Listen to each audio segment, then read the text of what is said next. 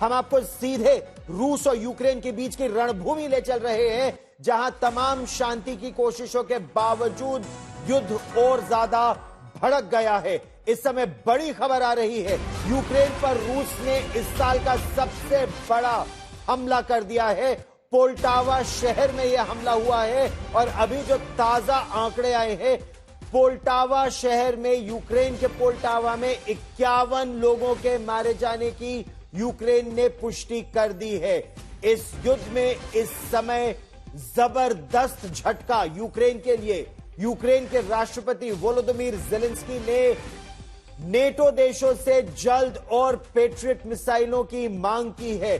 Zelensky ने कहा है, क्या नेटो देशों के पास ये जो पेट्रियट मिसाइलें हैं, ये केवल उनके गोदामों में, स्टोर रूम में रखने के लिए बनी है? जेलेंस्की ने कहा, हमें रूस में और गहराई तक हमला करने के लिए मिसाइलें चाहिए। हाल के महीनों में यूक्रेन पर यह अब तक का सबसे बड़ा हमला है।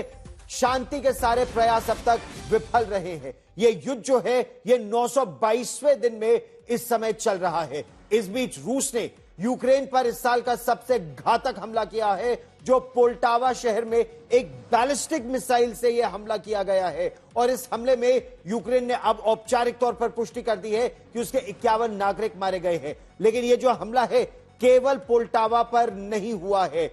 पोल्टावा के बाद रूस ने सूमी से लेकर लवीव तक, यानी यूक्रेन के अलग अलग भागों में यह जबरदस्त हमला किया है। और पोलैंड के पास की जो सीमा है, पश्चिमी यूक्रेन में लवीव पर भी जबरदस्त हमला हुआ है। और उन 51 मौतों के अलावा 17 लोग और मारे गए हैं, ये सूमी और लवीव के इलाके में, और इनमें छोटे छोटे बच्चे भी शामिल हैं।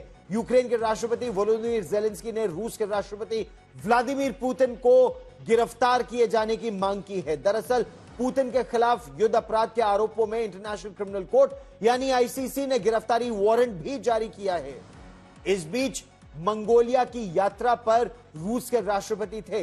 मंगोलिया से राष्ट्रपति पुतिन को गिरफ्तार करने की मांग भी की गई, लेकिन गिरफ्तार करने की बात तो दूर, मंगोलिया ने राष्ट्रपति पुतिन के लिए बिल्कुल उनको रेड कार्पेट, वीवीआईपी ट्रीटमेंट, लाल कालीन उनके लिए बिछा दिया।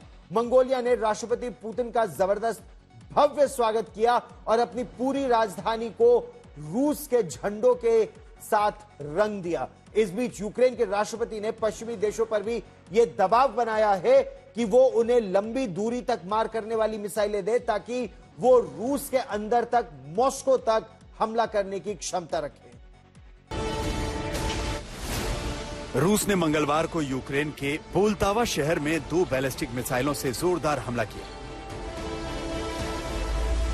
यूक्रेन के राष्ट्रपति वोलोदिमीर जेलेंस्की ने दावा किया कि इस हमले में 51 लोगों की मौत हो गई है, वहीं 271 लोग घायल हुए हैं। वीडियो मैसेज जारी कर जेलेंस्की ने कहा कि रूस ने उसके एक शिक्षण संस्थान और अस्पताल को निशाना बनाया।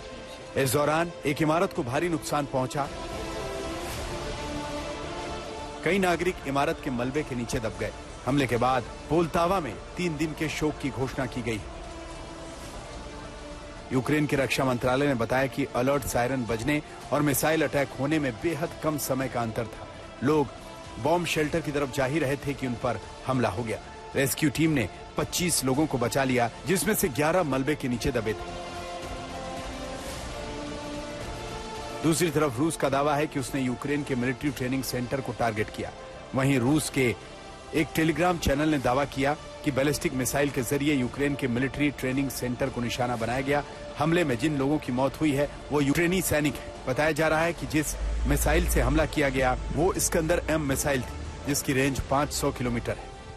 अगस्त में रूस पर यूक्रेन के लगातार हमलों के बाद से ये पहली बार रूस ने यूक्रेनी शहर पर इतना बड़ा हमला किया है। यह हमला तब हुआ है जब 31 अगस्त को जेलेंस्की ने कहा था कि वो रूस में और अंदर घुसकर हमले करना चाहते हैं। रॉयटर्स के मुताबिक जेलेंस्की ने कहा था कि यूक्रेन पर हमलों को तभी रोका जा सकता है जब यूक्रेन रूस की एयरफील्ड्स और सैन्य ठिकानों को निशाना बनाएगा। इसी के तहत उन्होंने पश्चिमी देशों को ये तक कहा था कि एयर डिफेंस के काम आने वाली पैट्रियट मिसाइलों को गोदाम में रखने का क्या फायदा। पश्चिमी देश यूक्रेन को न केवल ऐसी मिसाइल सिस्टम दें, बल्कि अपने हथियारों का इस्तेमाल रूस के खिलाफ करने की इजाजत भी दें।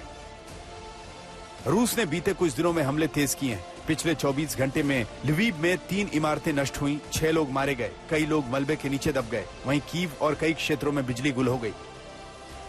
इस हमलों के बीच रूस के राष्ट्रपति व्लादिमीर पुतिन मंगोलिया पहुंचे। यहां उनका जोरदार स्वागत किया गया। मंगोलिया से पुतिन को गिरफ्तार करने की अपील की गई थी।